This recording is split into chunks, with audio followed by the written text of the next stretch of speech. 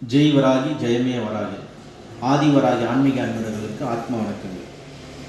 இன்றைக்கி நம்ம ஆடி மாதத்தில் வர்ற நாக பஞ்சமி கருட பஞ்சமி வரும் 9ஆம் தேதி நடைபெறுகிறது.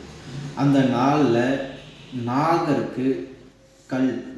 இருக்கு இல்லைங்களா, அதுக்கு அபிஷேகம் பண்ணலாம். அந்த அபிஷேகம் பண்ண பாலை எடுத்து குடிக்கும் பொழுது நாகதோஷங்கள் நிவர்த்தி ஆகுறது ஐதீகம். அதே இல்லாதவங்க புத்து இருக்கு இல்லைங்களா, புத்துக்கு பால் ஊற்றி வணங்கிக்கலாம்.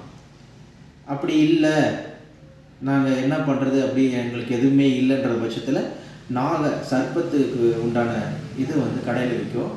அந்த நாகருடைய இதை வாங்கிட்டு வச்சு அதுக்கு அபிஷேகம் பண்ணி எங்கேயோ இடத்துல போகும்போது நீர்நிலைகள்லையோ இல்லைன்னா புத்துலையோ அதை போட்டு வழிபாடு பண்ணலாம்.